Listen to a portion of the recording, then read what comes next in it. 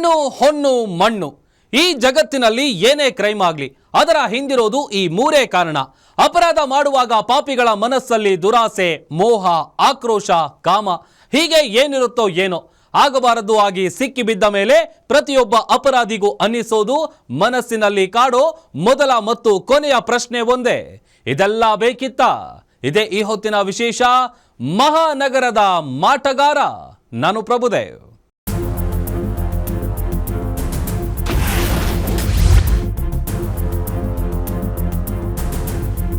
ರಾಜ್ಯ ರಾಜಧಾನಿ ಬೆಂಗಳೂರಿನಲ್ಲಿ ಮಹಿಳೆಯರ ಮೇಲೆ ಲೈಂಗಿಕ ದೌರ್ಜನ್ಯ ಪ್ರಕರಣಗಳು ಹೆಚ್ಚಾಗ್ತಾ ಇದೆ. ಇದರ ನಡುವೆ ಬೆಂಗಳೂರು ಸೆಕ್ಸ್ ಹರಾಸ್ಮೆಂಟ್ ಕ್ಯಾಪಿಟಲ್ ಆಗಿದೆಯಾ ಅನ್ನೋ ಅನುಮಾನ ಕಾಡ್ತಾ ಇದೆ. ಒಬ್ಬೊಬ್ಬ ಮಹಿಳೆಯ ಕಥೆಯು ಒಂದಕ್ಕೊಂದು ಡಿಫರೆಂಟ್. ಜ್ಯೋತಿಷ್ಯ ಹೇಳೋ ನೆಪದಲ್ಲಿ ಮಹಿಳೆಯರ ಮೇಲೆ ಲೈಂಗಿಕ ದೌರ್ಜನ್ಯ ಎಸಗೋದು ಕಾಮನ್ ಆಗಿದೆ. ಇದಕ್ಕೆ ಹೊಸದೊಂದು ಕೇಸ್ ಸೇರ್ಪಡೆಯಾಗಿದೆ. ಬ್ಯೂಟಿಷಿಯನ್ಗೆ ಮಂತ್ರವಾದಿ ಒಬ್ಬ ಲೈಂಗಿಕ ಕಿರುಕುಳ ನೀಡಿದ್ದಾನೆ. ಅದರ ಕಂಪ್ಲೀಟ್ ಡೀಟೇಲ್ಸ್ ಇಲ್ಲಿದೆ ನೋಡಿ. ಅವ್ರು ನನ್ನನ್ನು ಟಚ್ ಮಾಡೋಕ್ಕೆ ಸ್ಟಾರ್ಟ್ ಮಾಡ್ತಾರೆ. ಸುಮ್ಮನೆ ಇರೋ ನೀನು ಅಂತ ಹೆದರ್ಸ್ತಾರೆ ನನಗೆ. ದೀಪದ ಮುಂದೆ ಕೂತಿರೋ ಮಂತ್ರವಾದಿ, ಯಾವುದೋ ಕಚೇರಿಯಲ್ಲಿ ದೀಪ ಹಚ್ಚಿ ನಿಂತಿರೋ ವ್ಯಕ್ತಿ ಪೂಜೆ ನೆಪದಲ್ಲಿ ಲೈಂಗಿಕ ಕಿರುಕುಳ ನೀಡಿದ್ದಾನೆ ಅಂತ ಆರೋಪಿಸಿ ಪೊಲೀಸರಿಗೆ ನೀಡಿರೋ ದೂರಿನ ಪ್ರತಿ ತೋರಿಸಿರೋ ಮಹಿಳೆ. ಈ ದೃಶ್ಯಗಳು ಕಂಡು ಬಂದಿದ್ದು ಬೆಂಗಳೂರಿನ ಚನ್ನಮ್ಮಕೆರೆ ಅಚ್ಚುಕಟ್ಟು ಪೊಲೀಸ್ ಠಾಣೆಯ ಬಳಿ. ಪೂಜೆಯ ನೆಪದಲ್ಲಿ ಮಹಿಳೆಯ ಮೇಲೆ ಲೈಂಗಿಕ ದೌರ್ಜನ್ಯ ಎಸಗಿರೋದೇ ಇದಕ್ಕೆಲ್ಲ ಮೂಲ ಕಾರಣ.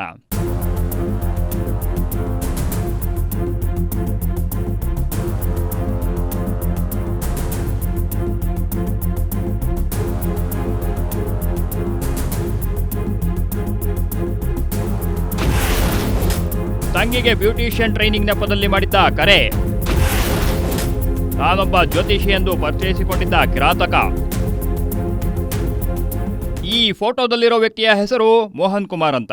ಮೂಲತಃ ಬೆಂಗಳೂರಿನ ನಿವಾಸಿಯಾಗಿರೋ ಈತನ ವಿರುದ್ಧ ಲೈಂಗಿಕ ದೌರ್ಜನ್ಯದ ಆರೋಪ ಕೇಳಿಬಂದಿದೆ. ಈತನ ವಿರುದ್ಧ ಆರೋಪ ಮಾಡಿರೋ ಸಂತ್ರಸ್ತೆ ಬೆಂಗಳೂರಿನ ಬ್ಯಾಟರಾಯನಪುರದ ನಿವಾಸಿಯಾಗಿದ್ದಾರೆ. ಈಕೆ ರಾಜಾಜಿನಗರದ ಮೋದಿ ಆಸ್ಪತ್ರೆ ಬಳಿ ಬ್ಯೂಟಿಷಿಯನ್ ಟ್ರೈನಿಂಗ್ ಸೆಂಟರ್ ನಡೆಸುತ್ತಿದ್ರು. ಕಳೆದ ವರ್ಷದ ಜನವರಿಯಲ್ಲಿ ಈಕೆಗೆ ಮೋಹನ್ ಕುಮಾರ್ ಪರಿಚಯವಾಗಿತ್ತು.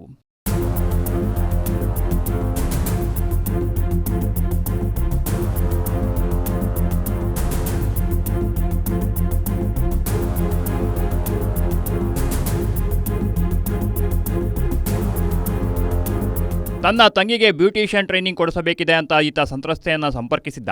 ಈ ಕುರಿತು ಹೆಚ್ಚಿನ ಮಾಹಿತಿ ಬೇಕಿದೆ, ನಿಮ್ಮನ್ನ ನೇರವಾಗಿ ಭೇಟಿ ಮಾಡಬೇಕು ಅಂತ ಹೇಳಿದ್ದ. ಆಗ ಆಕೆ ತಮ್ಮ ಕಚೇರಿಯ ಲೊಕೇಶನ್ ಶೇರ್ ಮಾಡಿದ್ರಂತೆ. ಸಂತ್ರಸ್ತೆ ಶೇರ್ ಮಾಡಿದ್ದ ಲೊಕೇಶನ್ ಆಧರಿಸಿ ಮೋಹನ್ ಕುಮಾರ್ ಬ್ಯೂಟಿ ಟ್ರೈನಿಂಗ್ ಸೆಂಟರ್ಗೆ ಭೇಟಿ ನೀಡಿದ್ದ. ಈ ವೇಳೆ ಸಂತ್ರಸ್ತೆ ಕೈಯಲ್ಲಿ ವಿವಿಧ ರೀತಿಯ ಹರಳುಗಳು, ಮಣಿಗಳನ್ನ ಧರಿಸಿದ್ರು. ಇದನ್ನ ನೋಡಿದ ಮೋಹನ್ ಕುಮಾರ್ ತನ್ನನ್ನ ತಾನು ಒಬ್ಬ ಜ್ಯೋತಿಷಿ ಅಂತ ಪರಿಚಯಿಸಿಕೊಂಡಿದ್ದ. ಬ್ಯೂಟಿ ಅಕಾಡೆಮಿ ಇದೆ, ಅಡ್ಮಿಷನ್ಗೆ ಅಂತ ಒಬ್ಬರು ಮೋಹನ್ ಕುಮಾರ್ ಜೆ ಅಂತ ಮೆಸೇಜ್ ಮಾಡ್ತಾರೆ. ಆಮೇಲೆ ಅಡ್ಮಿಷನ್ ಬೇಕು ಅಂತ ಕೇಳ್ತಾರೆ.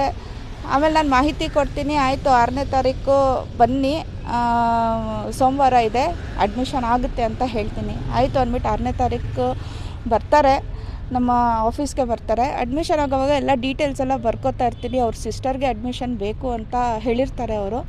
ಸರ್ ಎಲ್ಲ ಡೀಟೇಲ್ಸ್ ಎಲ್ಲ ಕೇಳ್ತಿರ್ತೀನಿ, ಏನು ಡೀಟೇಲ್ಸ್ ಎಲ್ಲಿರ್ತಾರೆ ಅಂದ್ಬಿಟ್ಟು ಎಲ್ಲ ಕೇಳ್ತಿರ್ತೀನಿ. ಆವಾಗ ನನ್ನ ಕೈಯಲ್ಲಿ ಇರೋ ಬೀಡ್ಸು ನೋಡಿಬಿಟ್ಟು, ಏನಿದು ಬೀಡ್ಸ್ ಎಲ್ಲ ಹಾಕ್ಕೊಂಡಿದ್ದೀರಾ? ನಾನು ಹಾಕ್ಕೊಂಡಿದ್ದೀನಿ, ಬಿಸ್ನೆಸ್ ಅಭಿವೃದ್ಧಿಯಾಗಿ ವರ್ಕ್ ಆಗುತ್ತೇನೋ ಅಂದ್ಬಿಟ್ಟು ಹಾಕ್ಕೊಂಡಿದ್ದೀನಿ ಅಂದರೆ, ಓ ಹೌದಾ, ಅವರು ಒಬ್ಬರು ಹೀಲರು ಮತ್ತು ಆಸ್ಟ್ರಾಲಜರ್ ಅಂತ ಇಂಟ್ರೊಡ್ಯೂಸ್ ಮಾಡ್ಕೊತಾರೆ.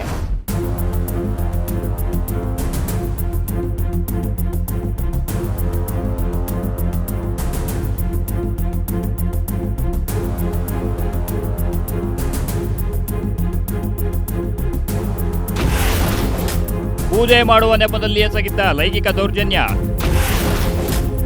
ದೀಕ್ಷೆ ಕೊಡುವ ನೆಪ, ಗಂಡನನ್ನ ಹೊರಗೆ ಕಳಿಸಿ ಕಿರುಕುಳ, ತಂಗಿಗೆ ಬ್ಯೂಟಿಷಿಯನ್ ಟ್ರೈನಿಂಗ್ ಕೊಡಿಸಬೇಕು ಅನ್ನೋ ನೆಪದಲ್ಲಿ ಮೋಹನ್ ಕುಮಾರ್ ಸಂತ್ರಸ್ತೆಯನ್ನ ಪರಿಚಯ ಮಾಡಿಕೊಂಡಿದ್ದ. ಆಕೆಯ ಕೈಗಳಿಂದ ಮಣಿಗಳ ಸರವನ್ನ ನೋಡಿ ತನ್ನನ್ನು ತಾನು ಜ್ಯೋತಿಷಿ ಅಂತ ಪರಿಚಯಿಸಿಕೊಂಡಿದ್ದ. ಹೀಗೆ ಪರಿಚಯವಾದ ಬಳಿಕ ನಿಮ್ಮ ವ್ಯಾಪಾರ ಅಭಿವೃದ್ಧಿಯಾಗಲು ಒಂದು ಪೂಜೆ ಮಾಡಬೇಕು ಅಂತ ಪುಂಗಿ ಊದಿದ್ದ. ಇದನ್ನ ನಂಬಿದ ಆಕೆಯನ್ನ ರಾಮನಗರದ ಬಳಿ ಇರೋ ಪಿರಮಿಡ್ ವ್ಯಾಲಿ ಬಳಿ ಕರೆದುಕೊಂಡು ಹೋಗಿದ್ದ. ಈ ವೇಳೆ ಆಕೆಯ ಜೊತೆ ಅಸಭ್ಯವಾಗಿ ವರ್ತಿಸಿದ್ದಂತೆ. ಅಲ್ಲದೆ ಚಾಮುಂಡಿ ಬೆಟ್ಟಕ್ಕೆ ಕರೆದುಕೊಂಡು ಹೋಗಿ ಪೂಜೆ ಮಾಡಿಸಿದ್ದಂತೆ. ಅಲ್ಲಿಂದ ಮರಳುವಾಗ ನಿರ್ಜನ ಪ್ರದೇಶವೊಂದರ ಬಳಿ ಅತ್ಯಾಚಾರಕ್ಕೆ ಯತ್ನಿಸಿದ್ದಂತೆ. ಆಕೆ ಜೋರಾಗಿ ಕಿರುಚು ಮುಚ್ಚಿಕೊಂಡು ಅಲ್ಲಿಂದ ತಪ್ಪಿಸಿಕೊಂಡು ಬಂದಿದ್ಲಂತೆ. ಸಡನ್ನಾಗಿ ಅವ್ರು ಲೈಟ್ ಆಫ್ ಮಾಡ್ತಾರೆ. ನಾನು ಕಿರ್ಚ್ಕೋತೀನಿ ಆವಾಗ, ಲೈಟ್ ಆಫ್ ಮಾಡಬೇಡಿ, ನನಗೆ ಫೋಬಿಯಾ ಪ್ರಾಬ್ಲಮ್ ಇದೆ, ಚಿಕ್ಕ ವಯಸ್ಸಿಂದ ಕತ್ಲಂದರೆ ಭಯ ಇರುತ್ತೆ, ಸೊ ನನಗೆ ದಯವಿಟ್ಟು ಲೈಟ್ ಆಫ್ ಮಾಡಬೇಡಿ ಅಂತ ಮೊದಲೇ ತಿಳಿಸಿರ್ತೀನಿ. ಆದರೂ ಅವರು ಸಣ್ಣ ಲೈಟು ಹಾಕಿಬಿಟ್ಟು, ಒಂದು 0 ಬಲ್ಬಿನ ಲೈಟ್ ಹಾಕಿಬಿಟ್ಟು ಚಾಂಟಿಂಗ್ ಮಾಡ್ತಾ ಇರ್ತಾರೆ. ಕಣ್ಣು ಮುಚ್ಕೊಳ್ಳಿ ಅಂತಾರೆ, ನನ್ನ ಕೈಲಿ ಆಗಲ್ಲ, ಯಾಕಂದರೆ ನನಗೆ ಕ್ಲಸ್ಟ್ರೋಫೋಬಿಯಾ ಪ್ರಾಬ್ಲಮ್ ಇರುತ್ತೆ. ಸೊ ಹಂಗೆ ಮೆಡಿಟೇಷನ್ ಥರನೇ ಮಾಡ್ಕೊಂಡಿರಿ ಅಂತ ಹೇಳಿ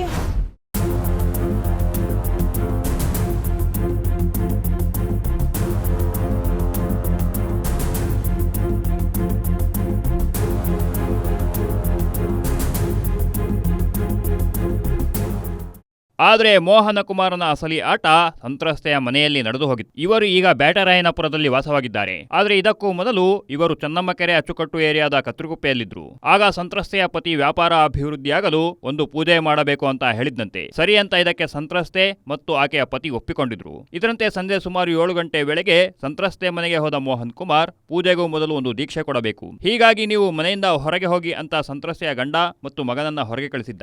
ಇದಾದ ಬಳಿಕ ಆಕೆಯ ಮನೆಯಲ್ಲಿಯೇ ಆಕೆಯ ಮೇಲೆ ಲೈಂಗಿಕ ದೌರ್ಜನ್ಯ ಎಸಗಿದ್ದ ಅಂತ ಸಂತ್ರಸ್ತೆ ಆರೋಪಿಸಿದ್ದಾರೆ. ನಮ್ಮ ಹಸ್ಬೆಂಡ್ನ ಮತ್ತು ನನ್ನ ಮಗುನ ಪಾರ್ಕಿಗೆ ಹೋಗ್ಬಿಟ್ಟು ಪ್ರೇ ಮಾಡಿಕೊಂಡು ಒಂದು ಗಿಡ ಹತ್ರ ಇರಿ, 1 ಅವರ್ ಇಲ್ಲ 1.5 ಅವರಲ್ಲಿ ನಿಮಗೆ ಕಾಲ್ ಮಾಡ್ತೀನಿ, ಅವಾಗ ಬನ್ನಿ ಅಂತ ಕಳಿಸ್ಬಿಡ್ತಾರೆ. ನಾನು ತಡೀತೀನಿ, ಏನಿಗಿಲ್ಲ ಕಳಿಸ್ಬೇಡಿ ಇರಿ ಅಂತ. ಆದ್ರೂ ನಮ್ಮ ಹಸ್ಬೆಂಡ್ ಇಲ್ಲ ಪರವಾಗಿಲ್ಲ, ದೀಕ್ಷಾ ತಾನೇ ತಗೋ ಅಂತ ಹೇಳ್ತಾರೆ. ಆಮೇಲೆ ತುಂಬ ಕಷ್ಟ ಆಗ್ತಿದೆ ಹೇಳ್ಕೊಳಕ್ಕೆ ಇದು, ಯಾಕಂದರೆ ಈ ಥರ ನನ್ನ ಜೀವನದಲ್ಲಿ ಆಗುತ್ತೆ ಅಂತ ಗೊತ್ತಿರಲಿಲ್ಲ. ಅವರು ಪಾರ್ಕಿಗೆ ಹೋಗ್ತಾರೆ.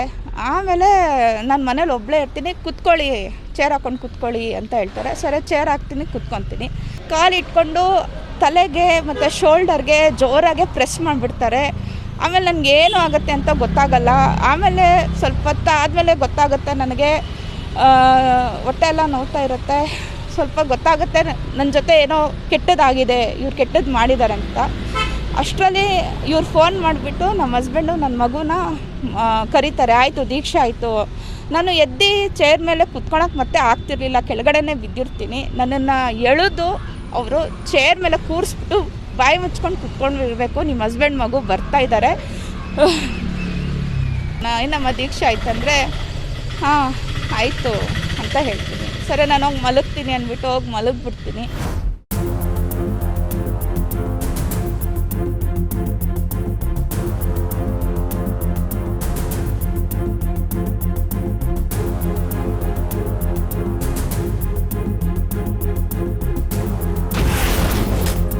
ದೌರ್ಜನ್ಯದ ಕುರಿತು ಬಾಯಿ ಬಿಡದಂತೆ ಬ್ಲ್ಯಾಕ್ ಮೇಲ್.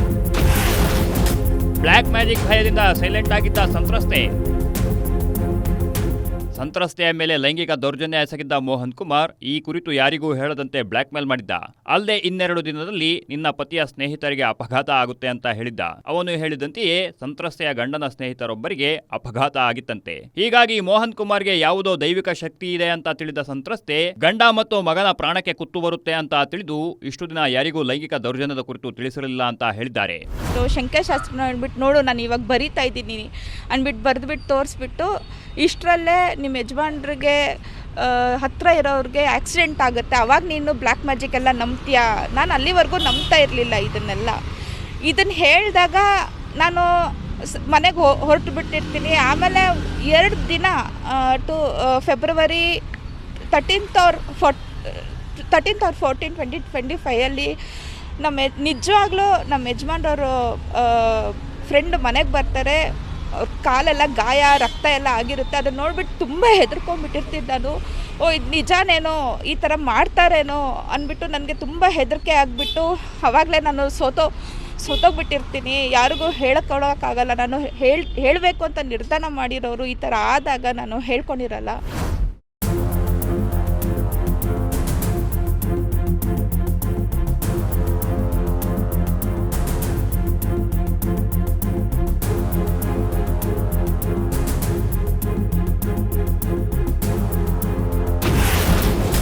ಕೊನೆಗೂ ನಕಲಿ ಜ್ಯೋತಿಷಿ ವಿರುದ್ಧ ದೂರು ದಾಖಲು. ಸಾಮಾಜಿಕ ಹೋರಾಟಗಾರನ ನೆರವಿಂದ ಕೊಟ್ಟರು ದೂರು. ಮೋಹನ್ ಕುಮಾರ್ ಪದೇ ಪದೇ ಸಂತ್ರಸ್ತೆ ಮೇಲೆ ಲೈಂಗಿಕ ದೌರ್ಜನ್ಯ ಎಸಗಿದ್ದ. ಯಾವಾಗ ಮೋಹನ್ ಕುಮಾರನ ಕಿರುಕುಳ ಮಿತಿ ಮೀರಿತೋ ಅಲ್ಲಿಗೆ ಸಂತ್ರಸ್ತೆ ಪತಿ ಮತ್ತು ಕುಟುಂಬಸ್ಥರಿಗೆ ದೌರ್ಜನ್ಯದ ಕುರಿತು ಮಾಹಿತಿ ನೀಡಿದ್ರು. ಕೊನೆಗೆ ಅವರ ಕುಟುಂಬಸ್ಥರು ಸಂತ್ರಸ್ತೆಗೆ ಧೈರ್ಯ ತುಂಬಿ ಪೊಲೀಸರಿಗೆ ದೂರು ನೀಡುವಂತೆ ಉತ್ತೇಜನ ನೀಡಿದ್ರು. ಸಾಮಾಜಿಕ ಹೋರಾಟಗಾರ ಸುಭಾಷ್ ನೆರವಿನಿಂದ ಸಂತ್ರಸ್ತೆ ಚನ್ನಮ್ಮಕೆರೆ ಅಚ್ಚುಕಟ್ಟು ಠಾಣೆಯಲ್ಲಿ ಮೋಹನ್ ಕುಮಾರ್ ವಿರುದ್ಧ ದೂರು ನೀಡಿದ್ದಾರೆ. ತನ್ನ ವಿರುದ್ಧ ದೂರು ದಾಖಲಾಗಿದೆ ಅಂತ ಗೊತ್ತಾದ ಬಳಿಕ ಮೋಹನ್ ಕುಮಾರ್ ತಲೆಮರೆಸಿಕೊಂಡಿದ್ದಾನೆ.